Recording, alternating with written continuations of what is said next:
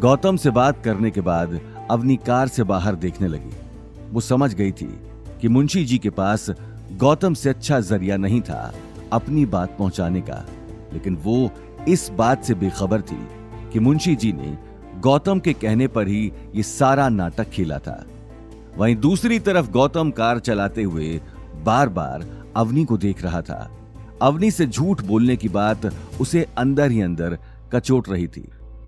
अवनी, मुझे माफ करना, मैंने तुमसे झूठ बोला, लेकिन क्या करूं, इसके सिवाय मेरे पास कोई और रास्ता नहीं था। अगर तुम्हें सच बताता हूं तो मुंशी जी से किया हुआ वादा तोड़ना पड़ेगा, इसलिए अगले 1 साल तक मैं तुम्हें सच नहीं बताऊंगा। अग्रवाल हाउस से वापस आने के बाद सभी के चेहरे पर मायूसी छाई थी। सभी एक एक कर घर के अंदर चले गए। रात हो चुकी थी। गीता ने अंदर कदम रखते ही गौतम के ऊपर एक खड़ूस सास की तरह ताने बरसाने शुरू कर दिए। गौतम भी सिर झुकाए सुनता जा रहा था।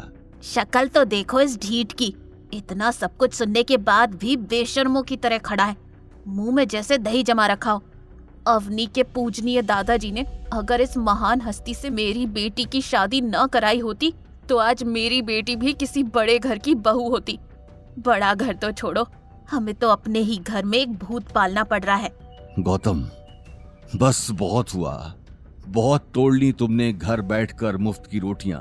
तुम्हारी वजह से हमें हर वक्त लोगों के सामने जलील होना पड़ता है, इसलिए अब कहीं ना कहीं जाकर जॉब ढूंढो। हमारी हालत तुम जानते ही हो। अब हमारे पास इतने पैसे नहीं हैं कि मुफ्त में तुम्हारा भी पेट भरें। अरे अगर आज इसके पास कोई ना कोई नौकरी होती तो उस सिद्धार्थ को इतना कुछ कहने का मौका तो नहीं मिलता।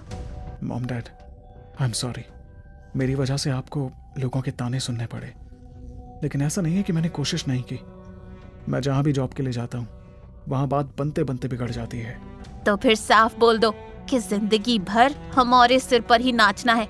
छोड़ो गीता, तुम भी कहां भैंस के आगे बीन बजा रही हो। गौतम ने अपना सिर शर्म से नीचे कर लिया। अवनी बिना कुछ कहे उसे देख रही थी। मैं कोशिश करूंगा कि जितना जल्दी हो सके कोई ना कोई नौकरी मिल जाए। कोई जरूरत नहीं है नौकरी ढूंढने की।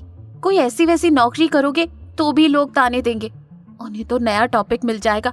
इसीलिए यहीं घर बैठो और घर का काम करो। अवनी की बात के आगे गौतम कुछ कह नहीं पाया।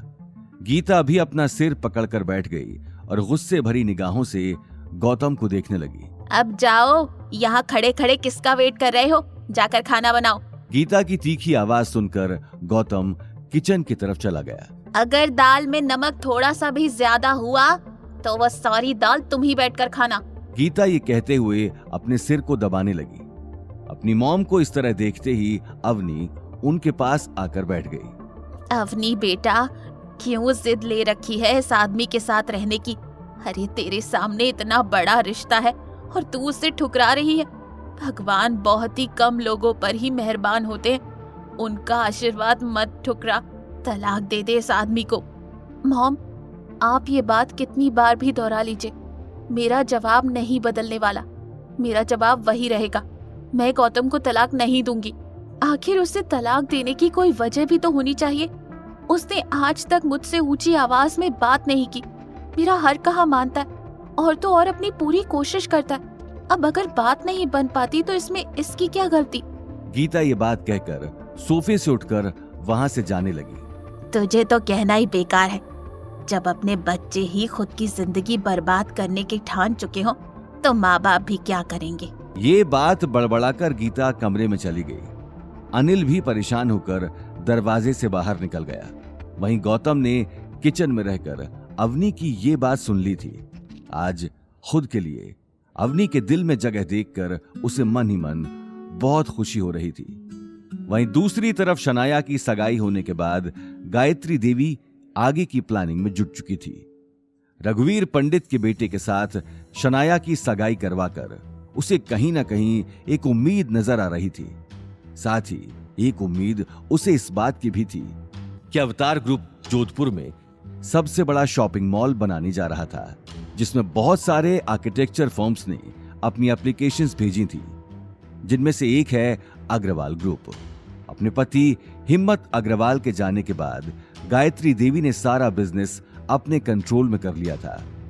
पर कुछ सालों से कंपनी लॉस में जा रही थी और गायत्री देवी किसी भी हाल में अग्रवाल ग्रुप को फिर से टॉप पर लाना चाहती थी और इसके लिए उनका डिजाइन सिलेक्ट होना बहुत जरूरी था। आगे की कहानी जानने के लिए देखिए अगला एपिसोड सिर्फ पॉकेट एफएम के यूट्यूब चैनल पर और रॉयल वारिस के सारे एपिसोड्स को सुनने के लिए डिस्क्रिप्शन में दी लिंक से डाउनलोड करें पॉकेट एफएम ऐप।